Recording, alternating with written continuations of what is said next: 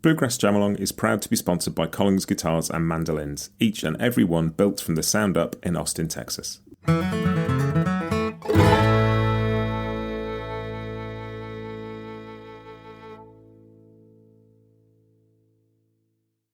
Bluegrass has a culture of amateur music making and picking at all the festivals and conventions that Americana, as awesome as it is and as musical as it is, it doesn't have that. The more people leave their worlds of, say, concert classical music or jazz or Americana and roots, and they see the bluegrass culture for the first time, I think they're always really amazed by that. I certainly was, because I didn't expose myself to it or get exposed to it till I was about 22 or 3 years old. Went to my first bluegrass festival and went, look at the parking lot. It's as interesting as the stage. Hi, this is Matt, and you're listening to Bluegrass Jamalong, the podcast for anyone and everyone who loves bluegrass.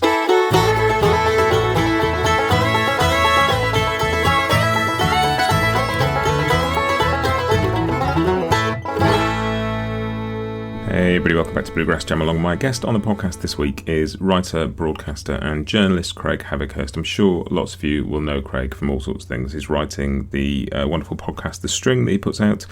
He's here to chat to me today about his new book Musicality for Modern Humans, How to Listen Like an Artist. And it's a fascinating read.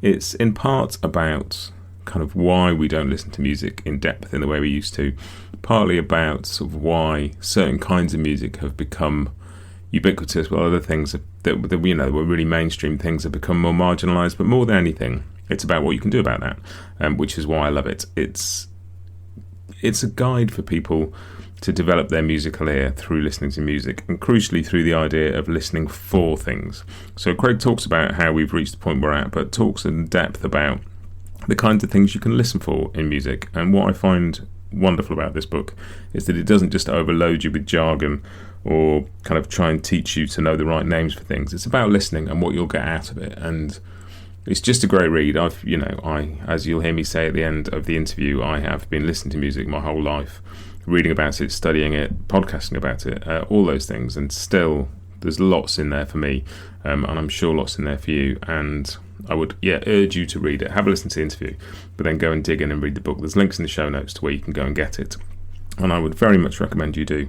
I enjoyed this one immensely. I've met Craig a couple of times out at IBMA and chatted to him, and it's always interesting. And this is just a really cool conversation to get to have.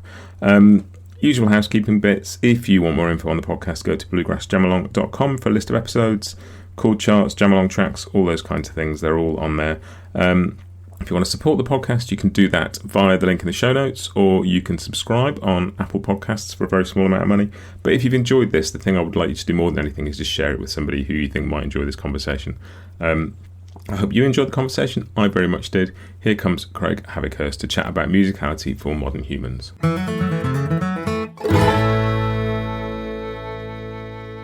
Craig, welcome to Bluegrass Jamalong. It's great to have you here. Hey, Matt. I'm a fan of the show, and it's a thrill to be here.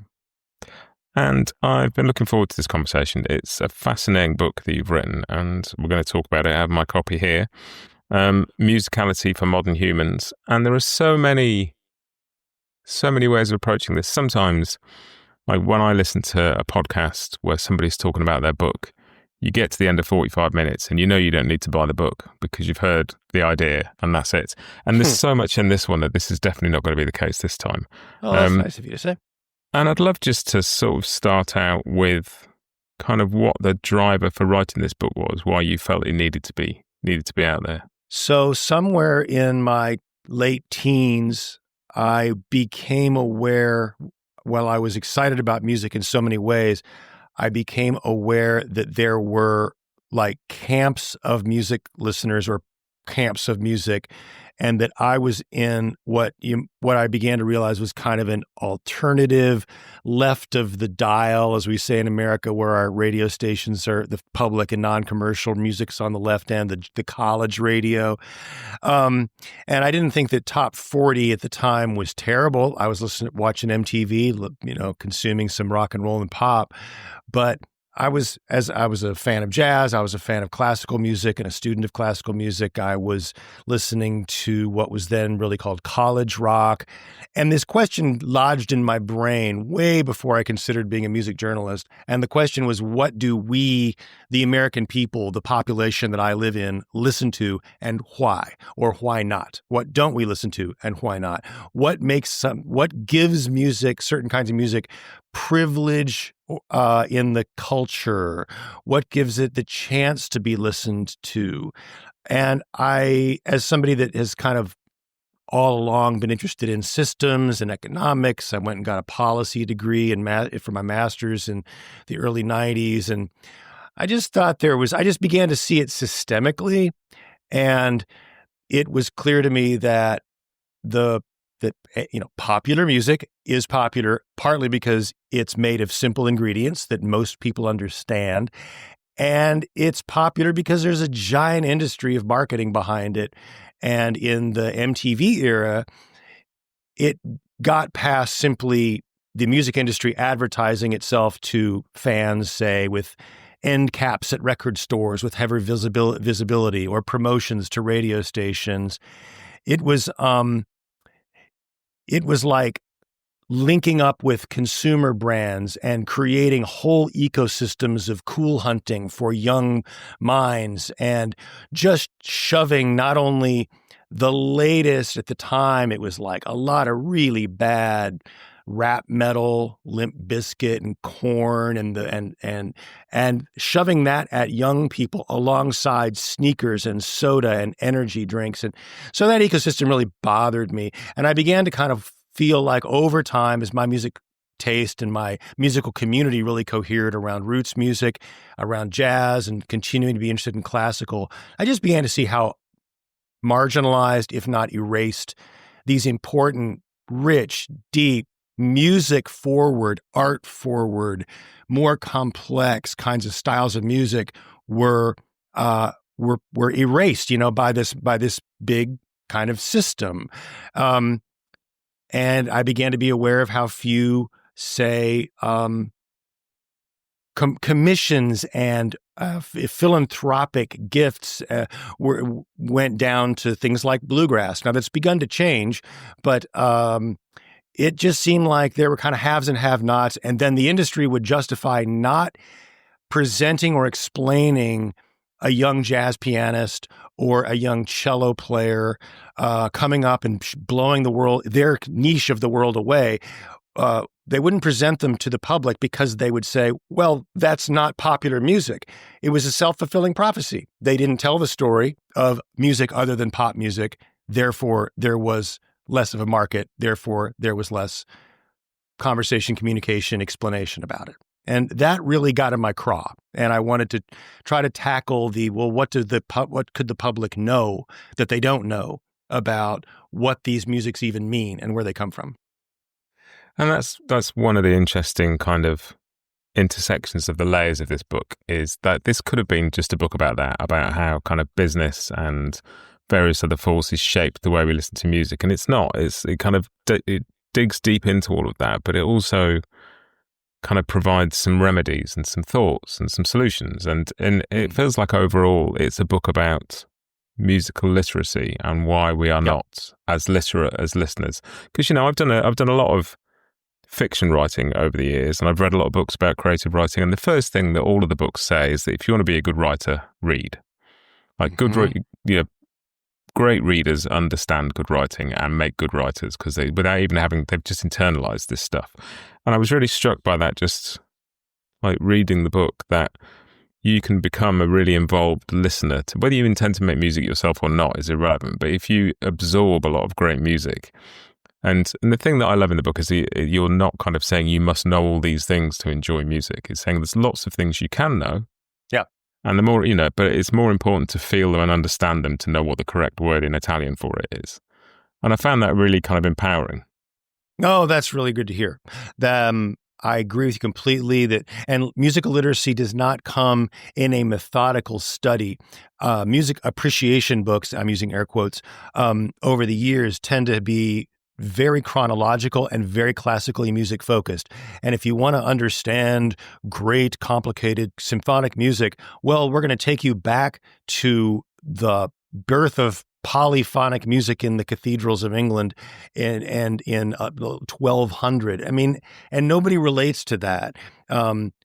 Other forms of music, rock and roll, pop, they teach you music, teach the public music with contemporary examples, get people excited, and then say, hey, we have influences, and we have influences who have influences, and, push your way back. And so much of what we know about bluegrass, one of its successful formulas has been this ongoing, never-ending churning of the generations, where the younger musicians get a platform, and as soon as they get that platform, they say, "Well, I was inspired to be here by Alison Krauss, and Alison Krauss talks about Larry Sparks, and Larry Sparks talks about Bill Monroe," and I love that, and I use the bluegrass ecosystem both consciously and unconsciously throughout the book as definitely the most successful genre community for spreading musicality without trying to teach musicality specifically, right?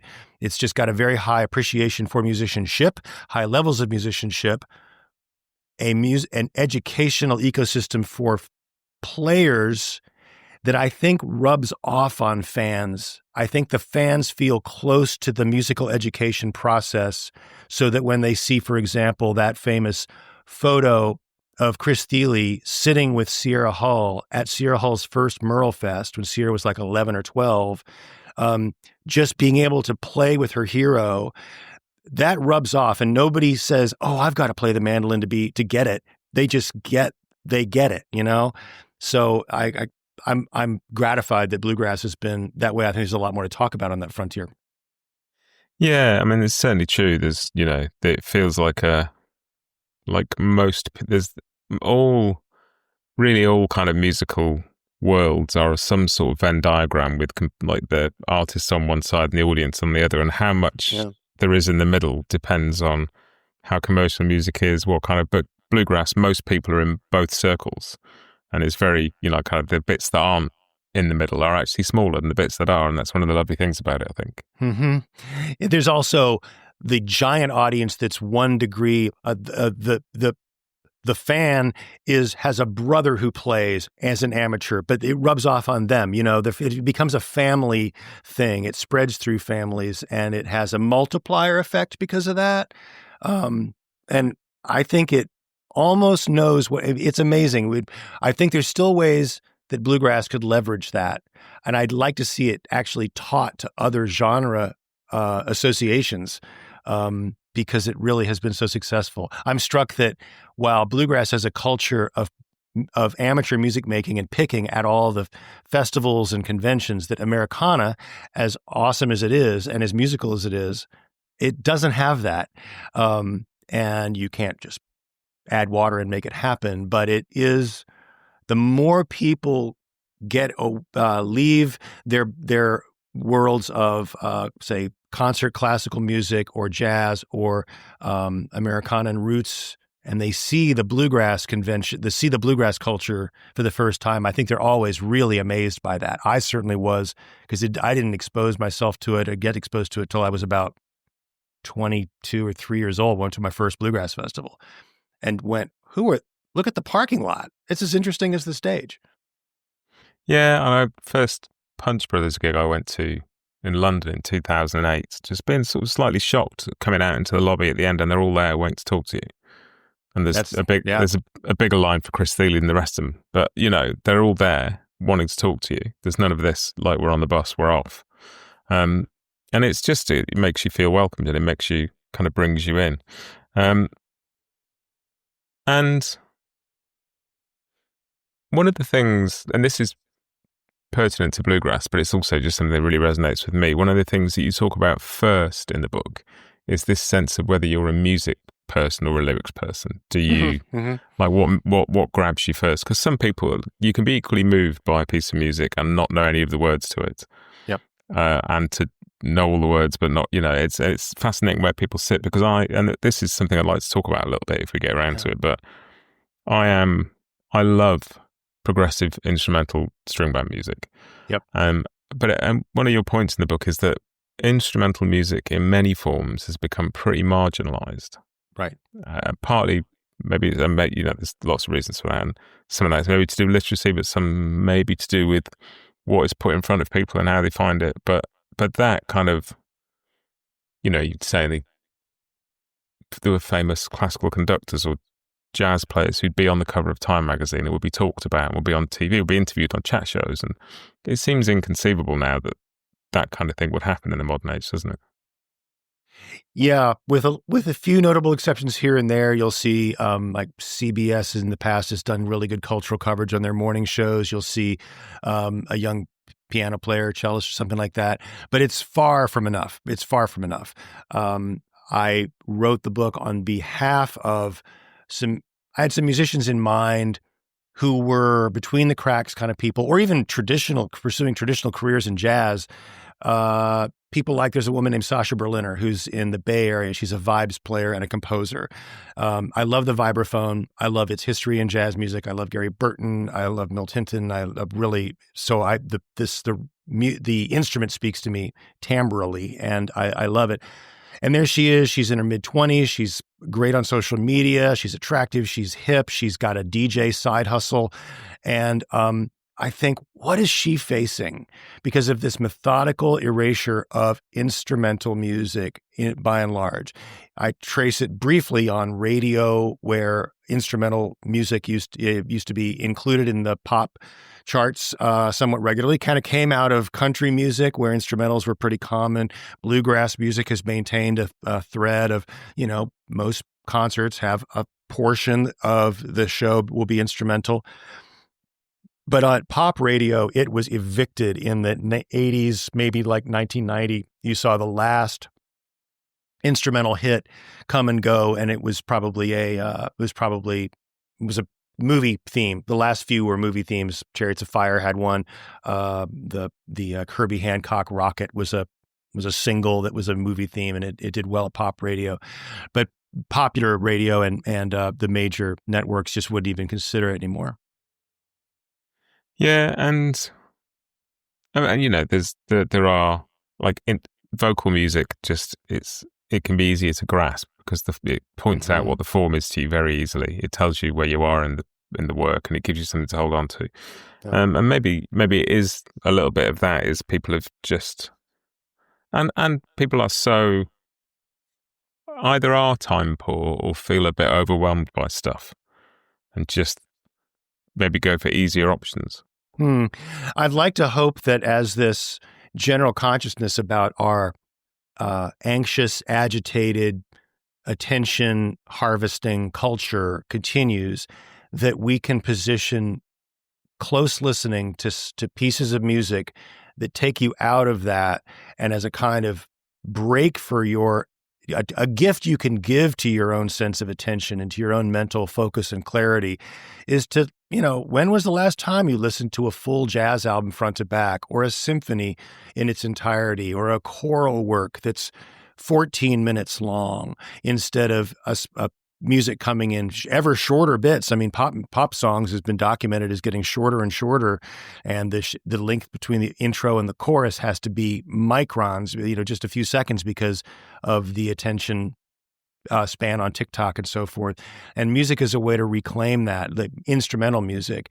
The other thing I wanted to mention about that sort of music person, lyrics person mindset is that I use that at the opening as a kind of thought experiment at the opening of my chapter called Sound, Not Songs. And the sound is where I really want to lead people, is not to in any way cast aspersions to popular music and song-based music. It is the bulk of the CD collection you see behind me. But it is, as we've been saying, so privileged that people have like, oh, I forgot there was instrumental music. And instrumental music is made of sound, and from sound that's very graspable, simple chords,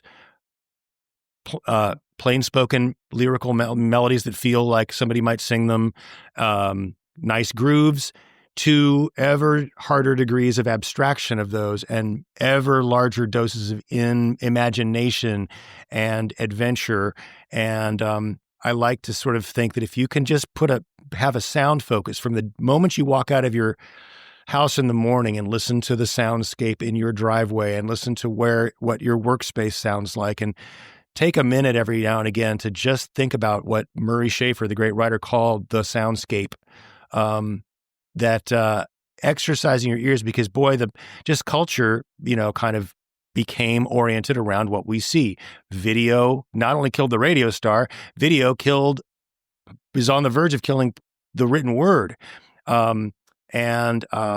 That's something to be very wary about. And don't let this kind of big machine take our aural universe away from us. Our sonic space doesn't get treated well in public spaces where we get pumped in, pop music often of just strangely inappropriate time. Why would you want to hear Foreigner in a big box store again, for the 100th time? It's rare I get into places where I'm like, somebody's thought about the sonic experience here. Lower Broadway in Nashville is so interesting. On one hand, there's so much music going on, and some of it's great. But to walk up and down the streetscape, because the places are kind of most of the year open air, the clash of 2, 3, and 5 different live bands coming at you, plus lots of people in a kind of carnival atmosphere, and the street, what do they call them, the sort of pedal taverns and the party buses. It is a sonic nightmare, and it creates an agitation in your body that I can't, I just can't imagine that as part of a really good time. I want to have something where there's some peace in which we can add our own sounds, our voices, our signals. Talk about a signal to noise ratio is just a concept that I think people should generally have, to sort of think, this is a noisy environment. What can I do to calm the noise and raise the signal? It's funny, I listened to a series of lectures that were on the BBC a few years ago. Daniel Barenboim, the conductor, was talking about music, and he was saying, and I can't remember which piece it was, one of the Brahms symphonies, I think, and he said he's, in Berlin or wherever to conduct this symphony, and he's in his hotel and he's preparing for the concert, and he gets in the elevator to go down to the lobby to go and in the elevator they're playing the symphony he's about to conduct when he gets to the venue, and he's like, this is the last piece of music I want to hear 20 minutes before going, and he said, but it is so hard to avoid, like, we hear so much music. It's funny they're playing classical music in an elevator, though. Well, yeah. Tell me this, the BBC, certainly for most of its 20th century history, was very latched on to popular music, and to classical music, art music. In fact, there were whole chapters where they would not play rock and roll, so people had to set up pirate radio stations off the coast to play the new records from Chuck Berry. And in America, PBS, for all of my growing up, regularly featured classical music and often jazz, but it had a kind of culture where this music's important, and when you're ready for it, we're here for you. And Leonard Bernstein on public TV was important for me. That was like at various levels when I was a young person and then a little older, hearing some of his more sophisticated lectures about music, and thank God that was there, that voice. And I think that in our culture in the States, there's been just, that's pretty much gone. If you want to take an interest in classical music, you can chase it down, and there's a lot of resources on YouTube and great explainers and great introduction and really good resource, but you've got to be a motivated person to go and find it. It's not going to hit you as you walk around 2025 America. Yeah, I think one of the things the BBC still does that helps with that is they do a series of concerts at the Albert Hall every year called the Proms. And there's like 70-odd concerts at the Albert Hall. And for all of them, you can rock up on the day, queue up and pay very little money and stand and watch some of the finest music in the world. You can buy seats, you can do all of that. But people come and just queue and stand in the main floor bit of the Royal Albert Hall and watch symphonies. And people come who wouldn't go to, a more kind of traditional classical setting. And some of these concerts are on the TV. Most of them are on the radio, like it's a visible thing. And I think that really helps, because I think it is difficult when, like, the BBC has done wonderful things to push music and art and things over the years, but there was definitely a sense of this is good art and this is cheap art. And, these are these are things that are worth studying. I mean, when I went to university after I finished at school, I didn't go to university because I wanted to study music and I couldn't find a music course that I wanted to do because they were all history of Western classical music courses or very specific maths and physics courses designed to make you a classical recording engineer. And I just wanted to study pop music because that's what I like. I mean, I like all sorts of stuff, but, I'm a big opera fan. But what I wanted to study at that point was, second half of the 20th century, music made by, not elitist people just getting together for the fun of it and seeing what came out. And that wasn't, and then eventually I found a course 5 years later and went and did that. But, you weren't supposed to study popular things. Yeah, that let's call it snobism or elitism was part of my exposure to classical music as a kid, but it was never something that either my parents overtly said or that my violin teacher or orchestra leader overtly said. It was more kind of in the air, and you got a sense that there were certain academic programs, certain music critics in the New York Times, not to name names, but who would convey that in word or in deed or in implication that this was the most important music ever. And I address that in a chapter where I divide up music into three kind of realms of mode of music making, of where the music comes from, of where the impulse comes from, and what the point is. One of them is improvised music. That's a mode of music making. One of them is the popular mode, where the impulse is a creative human with a song, with a story to tell.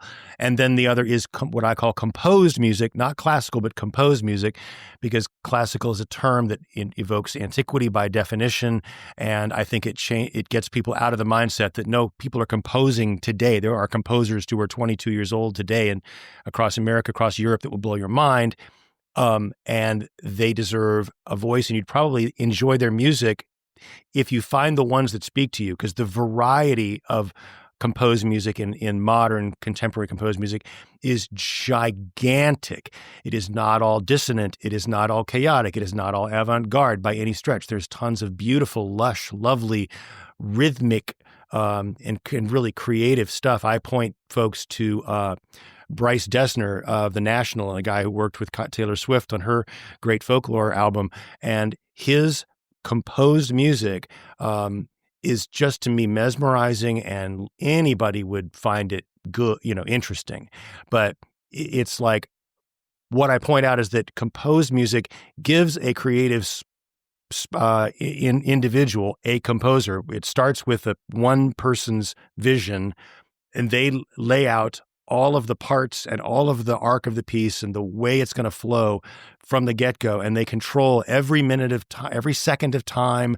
They control the dynamics. They control whatever happens harmonically. Things are possible with that are just not going to ever be possible making up music on the spot or intuiting with your band on the rehearsal floor. That the listener should respect each of those pools of music for its own strengths. And so I've said that composed music has like the most music per minute, because there was so much creative agency that goes into that intricate work. But it doesn't have a monopoly on beauty, transcendence, truth, timelessness, Well, it was really interesting. We were talking before about kind of attention and how we listen, and one of the things I've realized, I'm 54 years old, and it's taken me a long time to realize this, but I've realized that it's all right not to be very good at meditating, as long as I can do something that gets me there. And what I do is I put my headphones on, and it might be a 5-minute song, it might be a 10-minute choral piece, like you say, it might be a movement from a symphony, but I can put my headphones on and I can sit with the music, and I can listen, and I can be utterly present in those moments, sometimes with my thoughts, sometimes not. Sometimes the music is washing over me like a warm bath, and sometimes I'm deep in the detail of it, and most of the time it's somewhere in between. and it's a beautiful thing, and it's much as we can talk about how we've lost some things and how the way the media and commerce are set up have kind of aided that. What I really like is that you offer an antidote to this, and there are chapters full of things to listen for in music, but the simple thing is just directing people to this idea of listening for something. And that can be a really simple thing. It doesn't need to be you're listening for, the harmonic changes throughout a piece of music. It could just be listening to one instrument, or what does the singer's voice sound like, but the idea of sitting and intentionally listening rather than just letting music happen to us. Yeah. Zooming in on a particular element, it was such a revelation for me, and it came in the form of bass lessons. And when I learned how to listen to just a bass line in popular music, which I'd never thought about before, and at this point I'm a teenager, it was like, oh, that wasn't that hard to learn. I just had never occurred to me to listen to it that way.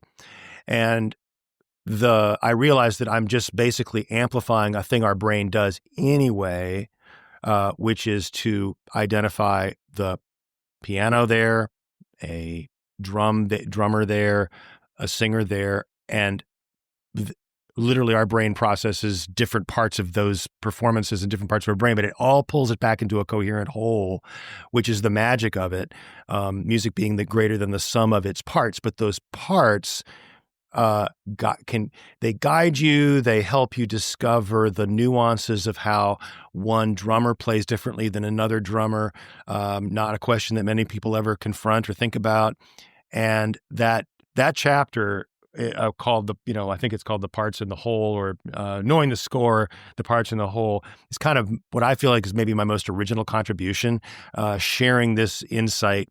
And I found too that while my journey started with learning bass, listen to Paul McCartney's bass lines, that listening to the bass line of any music that has one, and almost all of it does, is a fantastic orientation and grounding place to kind of feel where both the rhythm meets the harmony and the harmony meets the rhythm, and they're most integrated. Following bass lines. Now, it's funny, in bluegrass, maybe not the music to where the bass line is going to give you a lot of guidance, but it will help. It's spelling the harmony as super, super simply, right? But you get into some more of the progressive acoustic instrumental music, or bass players like Edgar Meyer, or in a younger generation, Jeff Picker. You've got. It's a very good guide for somebody getting into more abstract music that doesn't have a singer. What could I focus on? Well, that bass might be one of the places to start. Yeah, and for anybody out there who knows the Beatles but has never sat down and listened to the bass lines, there is just some of the most glorious stuff going on in those Paul McCartney bass lines. And even songs that you think are the kind of the trite ones like Obladi Oblada or something, you listen to what he's doing and it's astonishing, isn't it? Just how much counterpoint and melody is going on at the bottom end of those songs. And it's that exercise you can do of just pick one song and listen to, pick a bluegrass song and listen through to it 5 times and focus on a different instrument each time. And just, it puts you in the music, doesn't it? In a way that all of a sudden you hear other things. It's a way of stepping in. Yeah. And I love doing that. I think it's that idea of listening for, and maybe this is one of the reasons I really enjoy doing the podcast, is because if I listen to new music because I'm going to interview somebody, I have to listen to it I have to take something from it to be able to talk to them about it. So it gives me a reason to listen for something. I went to the opera the other night and I wrote a review of the opera for a friend's website. Oh, fantastic. And because I knew I was going to write a review, I had to think what I thought about it. I had to process it. I had to, listen to it, looking for connections and looking for some sort of theme. And it's great. And just somebody giving you a card that says, listen for something. Yeah, I know. Imagine if somebody literally handed you a card that just said, listen for something on the way into any concert. It might people would be like, what are you talking about? Get them thinking. And you reminded me of the fact too that I really enjoy doing live concert reviews. I don't do them terribly often for my current job, but there's been stretches where it was a big part of my job, especially at the newspaper. And then the longest stretch was with the show we did, Music City Roots. We had 4 artists typically a night.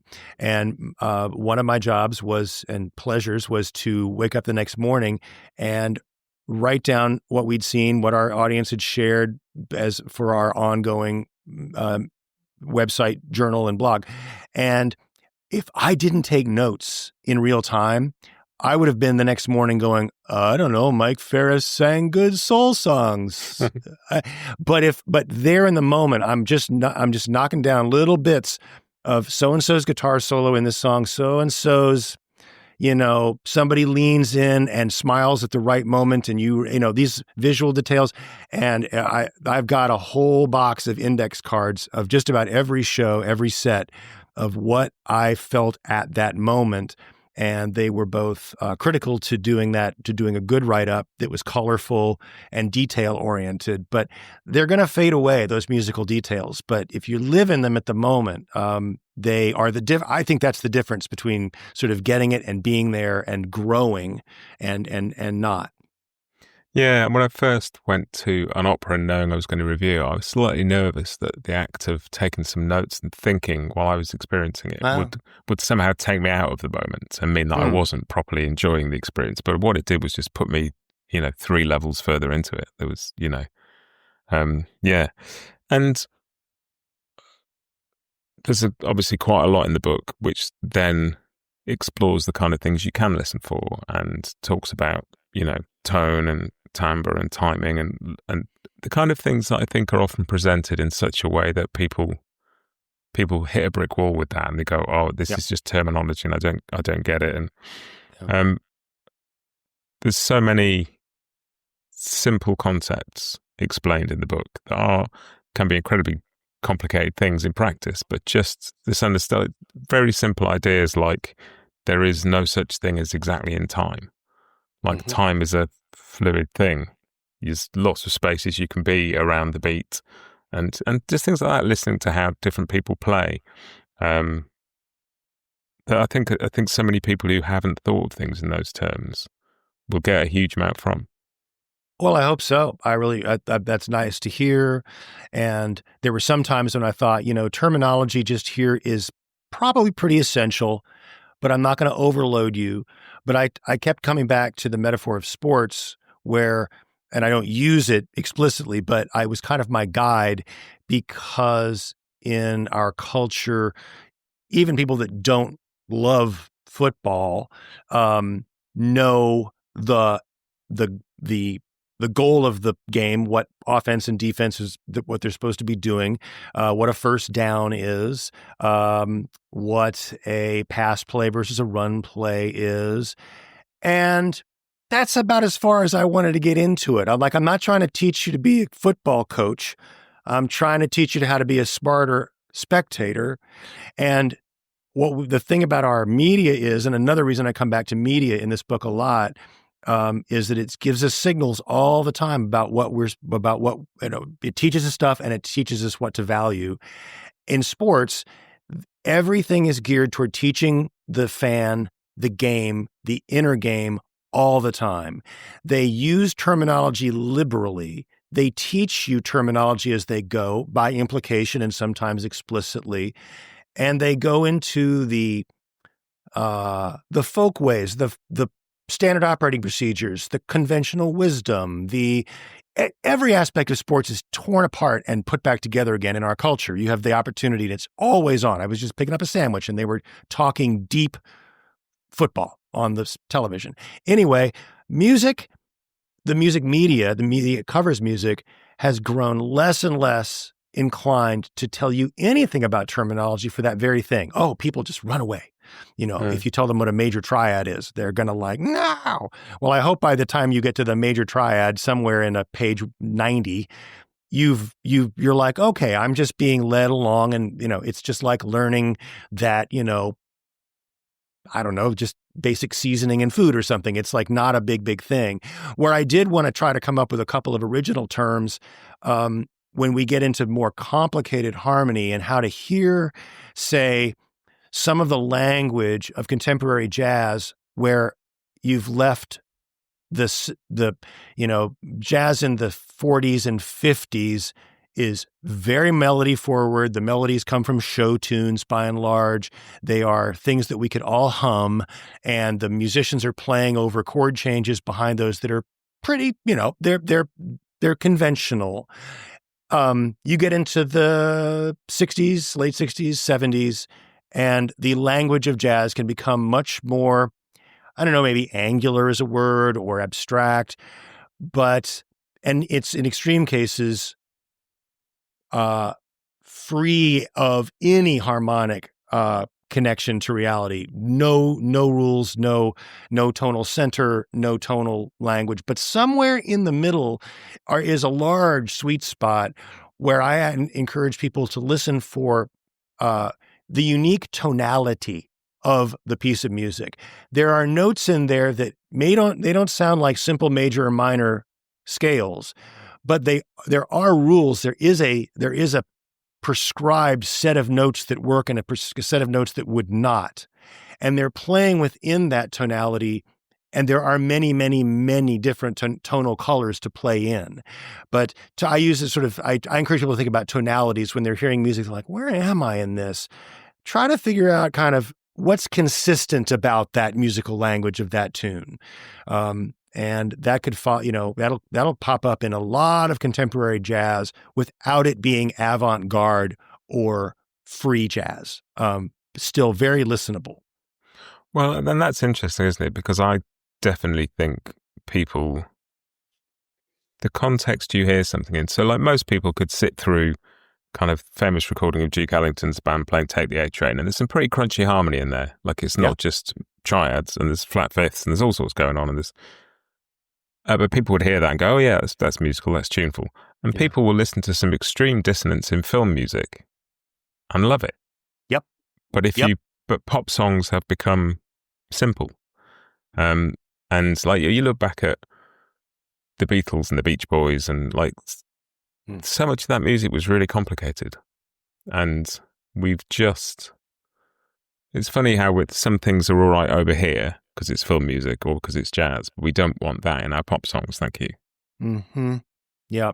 Your point about cinema is really strong, and I don't think I emphasized it enough that where composed music lives and reaches the most people in contemporary culture is film soundtracks and film scores, which are pretty popular. I mean, Hans Zimmer sells a lot of records, and that is beautiful instrumental abstract music. I love the soundtrack to Interstellar and to Tenet. That is some juicy stereo ear candy, amazing stuff. And you're right, people receive that music that they wouldn't understand as concert music, but they receive it very well when they're in the middle of a story and the emotional valence is clear to them and they're participating in it. They're willing participants in that emotional journey. Yeah. Yeah. And it's one of the most interesting things for the book for me was the kind of how you make this parallel, because you were talking about terminology in sports, but you were talking about kind of Food Network versus MTV and how you have one station which is about food, which you can't ever experience the food while you're watching the TV. So it's a really abstract way of talking about something, because all you can do is describe it. You can't let anybody taste it. Yep. Whereas TV can show you music.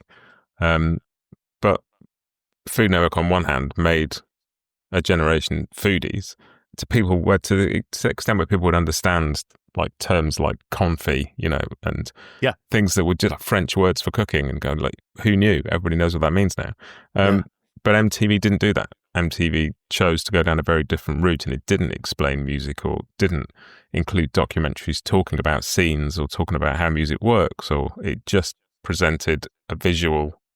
Right. And for me, and this, maybe this is just my taste, but I've hardly ever seen a music video that made the song better. Well, yeah. It was pretty damn great to live in the late 80s and early 90s when it was going full tilt. I think Thriller Come on, Thriller makes that song better. There are videos that are works of art that are incredible things, but I still would always choose to listen rather than watch. Yeah. Yeah, it was interesting. And I think if MTV had not been part of, it was part of a major media conglomerate at a time when those companies were consolidating. And so their strategy just had to be about maximizing revenue. And any minute spent trying to teach something abstract or trying to take people into a new realm of music or musical curiosity would have just not flown. I'm still surprised that the Food Network and that the food television in general was able to get away with it. They've really shown the world a kind of given them a vocabulary, given them some science lessons, and it takes charismatic figures. So I cite Alton Brown on the Food Network. He was one of their first big hit hosts, and his show is called Good Eats. And he used all kinds of tactics and theatrical stuff and wit, and he was a goofball, and he just let it all hang out. And it was actually very creative television. And he was like, okay, you're teaching me caramelization points and chemical reactions, and also a lot of history and context. And we haven't had, we've had generations of major media figures who advocated for music and explained it. Like I said, Bernstein was the big one of my youth. Billy Taylor was a big one for jazz in the public radio of the 80s and 90s. Then you had Wynton Marsalis in jazz and Yo-Yo Ma in classical music, both beloved household names. But nobody could name a major advocate, teacher, ambassador for classical or jazz after Yo-Yo Ma or Wynton Marsalis. The networks haven't replaced them, but we have them for other tough subjects. Neil deGrasse Tyson is our mind reader speaker for astrophysics, and hugely well known, total household name. But nobody's kind of emerged for that for music. They found their way onto YouTube, and they have, Rick Beato has multi-millions of followers. Adam Neely has millions of followers. They do a great job for anybody who avails themselves of those guys talking. Sometimes it'll be above your head. Above my head for sure. But the overall ethos that they express, and there's all these insights, and a life toward music is one to kind of call back a little bit earlier when I was talking about that sort of methodical walk through history of music. A life in music is going to be sort of bumpy and bouncing off things, and you learn a little bit here, learn a little bit there. That's how I did it. That's how you did it. And then these things get lodged in our brain, and they come back later and go, oh, that's why that part of my brain knows that. And it's you fill in gaps, but you do not need a methodical course in music appreciation. No, you find something you like and you start pulling on the threads and you see where you end up. And then you get distracted by something else and you start pulling on a different bunch of threads. And I love all that. And I wonder whether, this is certainly true for me, I wonder whether hand in hand with all that is the disappearance of like physical formats for music for most people means that you're not kind of looking on the back of the box to see who played the bass on that track, or you're not reading the liner notes, and you don't realize that these 3 records that you love were all produced by the same person or made in the same studio or released within a week of each other or whatever that is.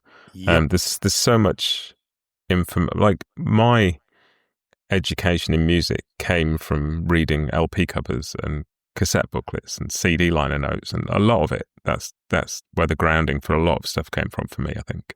Absolutely. But here's where I differ on this, and I've thought about this a lot, and I'm writing a column about it now. The problem is not with the format of streaming. The problem is with the interface that the streaming services have given the consumer, and the way that they have strategically used those not to teach about music or to make music fans more engaged, informed, and excited. It's been and we just learned this with a huge revelation in Liz Pelly's new book, The Mood Machine.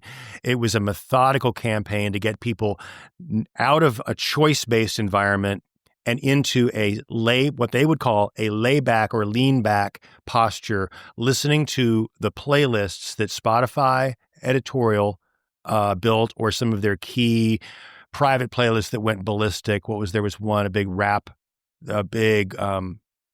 the name is just off the top of my tongue, but they're anyway.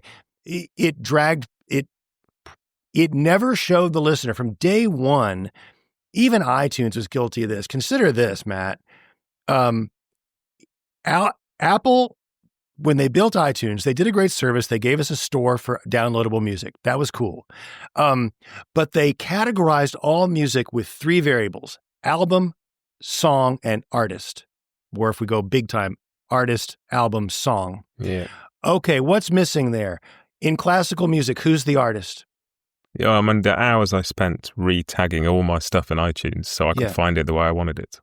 Is it the composer? Is it the soloist? Is it the orchestra? There are multiple artists involved. In a jazz combo, there are 4, 5, 10 musicians. There may be a leader on the session. Every one of those musicians is critical to what is being made because they are collective improvisation. So that album, artist, song terminology absolutely erased whole genres of music. It did not show people that there were more than one way to think about a song. And even the term song doesn't work in classical. We have pieces, we have symphonies, we have cantatas, we have movements, and it goes on and on.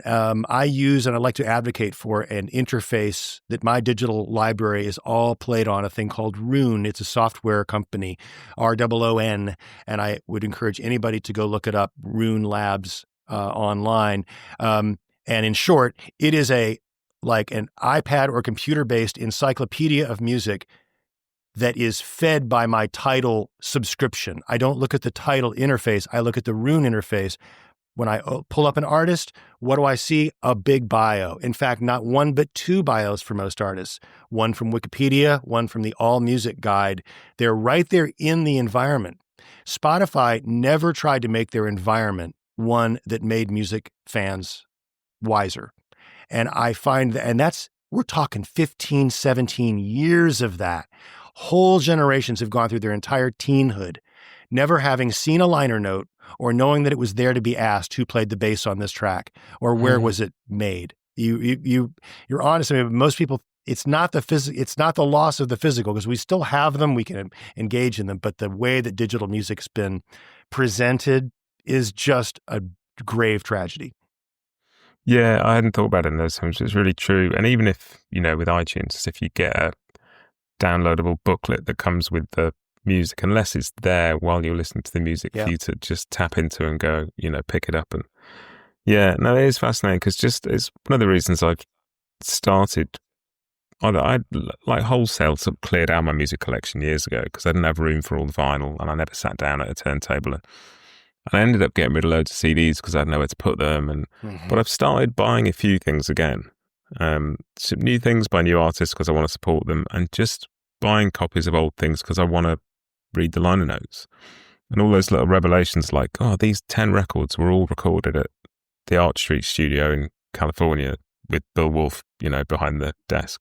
Yeah. And all those things that just deepen your understanding. And I think it's really true that it's not necessarily knowing the terminology and knowing the timeline and understanding like that Bach came before, Mozart came before Beethoven. You like what you like, and some people spend their entire lives delving into early music and nothing else. And, it's all fair game. And it's a really good point you were making before as well about how the order things is taught in. It's the same way with biographies. I remember getting into Miles Davis and loving Kind of Blue and in a silent way. And you buy a book about Miles Davis and it starts off with like what his dad did for a living and, where he went to school and, and you're like, I don't want to know that. Like, tell me that later. I'll be interested later, but start me in the middle of the story, which is where I want to be. Like novels don't, unless it's Charles Dickens, which does the whole David Copperfield thing. But, a novel is always told to drop you in at a moment of action in the story. Yeah. And that's all you want as a music fan. You want to know, what's this bit now about? Yeah, that Miles Davis kind of blue. It's almost a cliche recommendation for the first your first jazz album. I got that recommendation from a friend of mine in high school, and it was the revelation. It did blow my mind open, and not just because of the sound of the record, but the essay on the back, which I quote in my chapter on improvisation that Bill Evans wrote about this art of improvisation. And at the time, I was sort of young and just going, how do they do this? What is this magic? And his essay is beautifully put. And then my journey with Miles is an object lesson in what a lifetime journey music is, because I would say that I associated Miles Davis so much with that period, 59, and the cool jazz period, and then that modal jazz. But then right around just a little before the pandemic, and then during the pandemic, I sort of invested in my hi-fi and began to really go down more methodical rabbit holes. And when I discovered and finally put together, I'd heard of it, but the second great Miles Davis quintet, 65 to 1970, I realized I had stumbled upon, for me, a kind of personal, it was like walking into the right church and going, I'm never leaving. This is where my soul is fed. That band's music, Wayne Shorter, Ron Carter on bass, Tony Williams on drums, and Herbie Hancock on keyboard. Every one of those, then I went and chased those careers and looked at them before and after. And, we're all gonna, with an exploration, find a corner of music that is the thing, the most beautiful, the most elevated. And it will not be the same for you or for me or for anybody.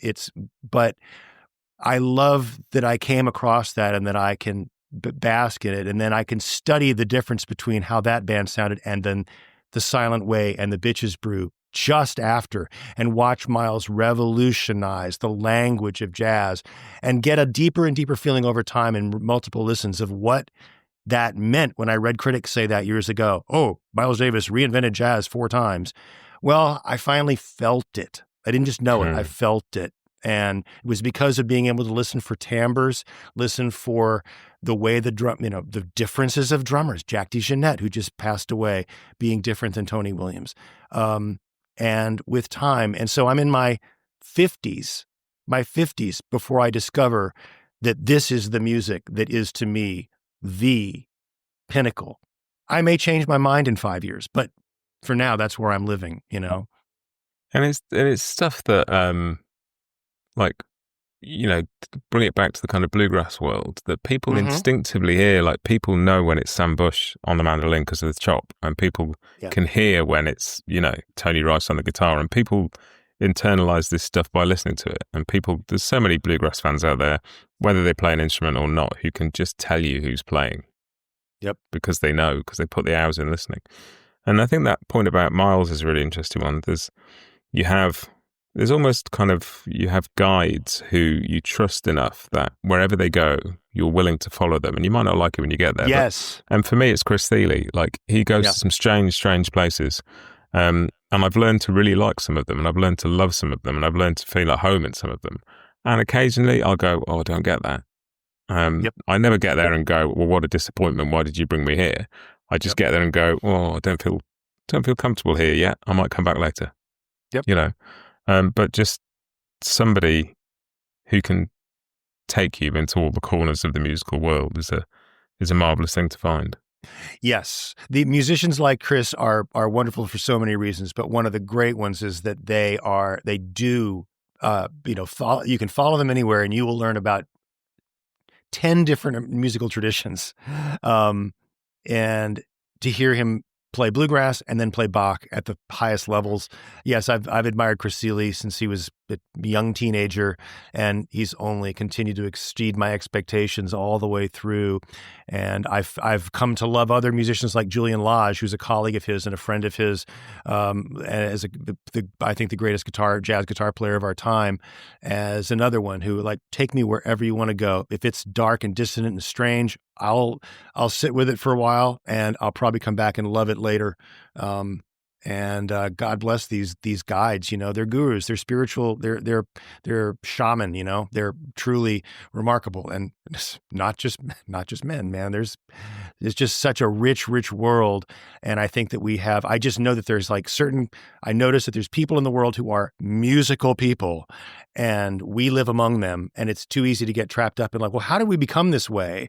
What are the little pathways in? Because there's room for everybody, and we need more demand for this incredible supply of awesome high-level music that's being made right now. Because you just have to go looking for it a little bit.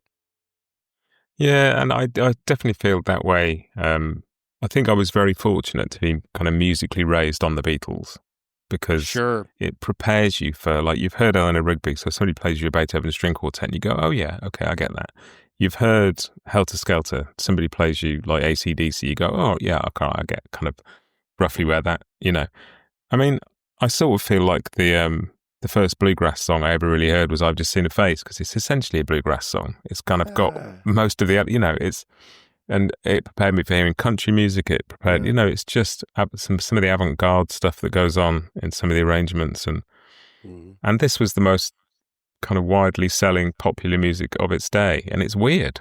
There's whole orchestra crescendos that are totally spontaneous. They suddenly decide that everything has to have some Indian instruments on it. They just, and everybody goes, okay, we'll go there. Yep. Well, they were, sui generis, as they say. It just unlike any other pop group, and it's people ought to really. That is a band that somebody looking to become a more musically aware person. That is a place where a chronological listen through the catalog really would be enriching, because you'd feel the layers of sophistication and adventure and daring and bravery and risks kind of grow over time. And it's a ride. I do it every year or two. I listen through the albums chronologically. Do you really? Partly because Please Please Me, which is the first record, is in many ways my favorite. It's such a perfect example of what it is. But yeah, I'd every couple of years I just have the urge, and I'll listen through them kind of in sequence and just sort of bask in it a little bit. Great stuff. I've enjoyed this conversation so much. There are so many more things we could talk about in this book. I think what I love about it more than anything is that it is a book that is full of new things for you to absorb and find interesting, and everybody will pick the ones that speak to them and go and explore that. But it's also got that level of just, and I think it's really important that books do this. It's not just telling us new stuff. It's reminding us of things we know, that if we sit and listen to music, we will be enriched by it. And that if we listen to music with intent, we will get something out of it. And that if you allow yourself to get lost in a bit of music, you will find something of yourself while you're in there. And those are just kind of, I think, we're in a busy world where music has become a commodity, but also a tool for all sorts of other things. We forget things like that. And just I've spent my entire life listening to music, fair chunk of my life studying music, reading about music, writing about music, podcasting about music. I didn't think I needed a book about how to listen to music, but I'm very glad that I did. Wow, man, that's high praise indeed. I really appreciate it. And I agree with your characterization of the potential, the possibilities. And of course, the paradox of this is that the book will its first wave of people that get interested in are people who are already engaged in music in a pretty deep way. They'll be like, oh, I like this subject. And so the trick is, how to, it's not a trick, but it is I can genuinely give it as a gift to a younger person in your life who has some curiosity but doesn't know how to organize it. Because I did think about what would I have liked to know when I was 21, 22 on my journey that I picked up in Nashville when I was in my 30s or 40s, So thank you so much. Enjoyed it myself. And the timing is perfect because Christmas is not far off, and it's a perfect time to be giving people gifts. So if anybody's looking for a present for a musically curious friend, I can recommend this one very highly. Craig, it's great to talk to you. Matt, I really appreciate being here with you.